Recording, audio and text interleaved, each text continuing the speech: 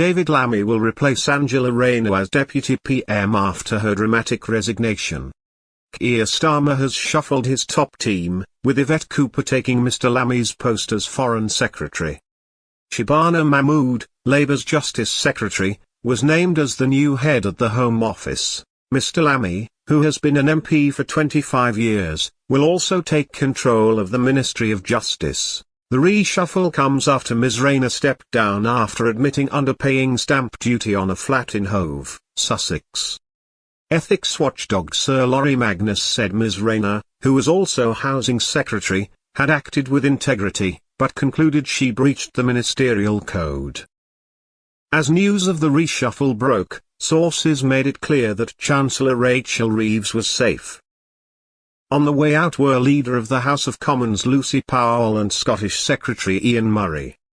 Other big moves saw Pat McFadden named as Work and Pensions Secretary, Steve Reid replacing Ms Rayner as Housing Secretary and Peter Kyle taking the business brief.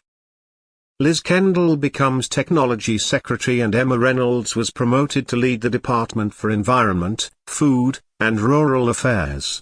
New appointments in full. David Lammy becomes Lord Chancellor and Secretary of State for Justice.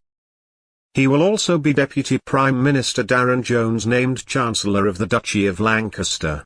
He will remain Chief Secretary to the Prime Minister. Yvette Cooper becomes Secretary of State for Foreign, Commonwealth and Development Affairs. Shabana Mahmood is the new Home Secretary. Steve Reid is Secretary of State for Housing, Communities and Local Government. Pat McFadden named Secretary of State for Work and Pensions. Peter Kyle is Secretary of State for Business and Trade and President of the Board of Trade. Liz Kendall named Secretary of State for Science, Innovation and Technology. Emma Reynolds becomes Secretary of State for Environment, Food and Rural Affairs. Douglas Alexander is the new Secretary of State for Scotland. Jonathan Reynolds is now Parliamentary Secretary to the Treasury. Chief Whip, Sir Alan Campbell MP as Lord President of the Council, and Leader of the House of Commons. In a statement Ms Powell said, "I spoke to the Prime Minister earlier today and he informed me of his intention to appoint a new Leader of the House of Commons. It has been an honour to serve in the first Labour government in 15 years, particularly as Leader of the House." And she added, "This has not been an easy time for the government. People want to see change and improvements to their difficult lives, nor in politics more generally, not least with the rise of abuse, misrepresentation, social media echo chambers and the call for easy answers. As women in public life, we experience this all the more." And Mr Murray wrote, "I will remain as impatient for change as the public. Politics in the UK, and elsewhere, now is at a dangerous crossroads. It is the responsibility of us all in public life to make an argument for progressive change that brings prosperity, hope and our communities together, rather than furthering division and despair."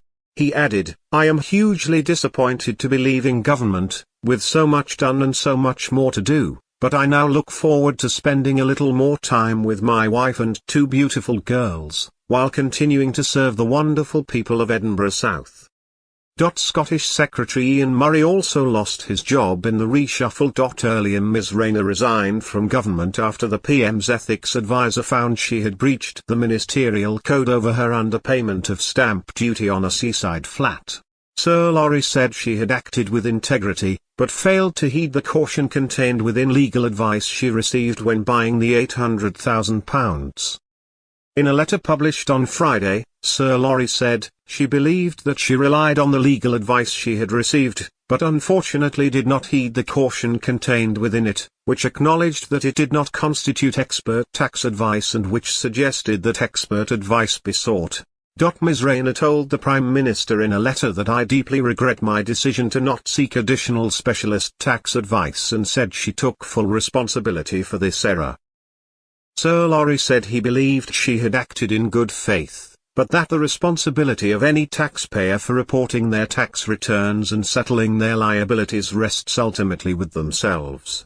Ms Rayner added, "I have long believed that people who serve the British public in government must always observe the highest standards, and while the independent adviser has concluded that I acted in good faith and with honesty and integrity throughout, I accept that I did not meet the highest standards in relation to my recent property purchase.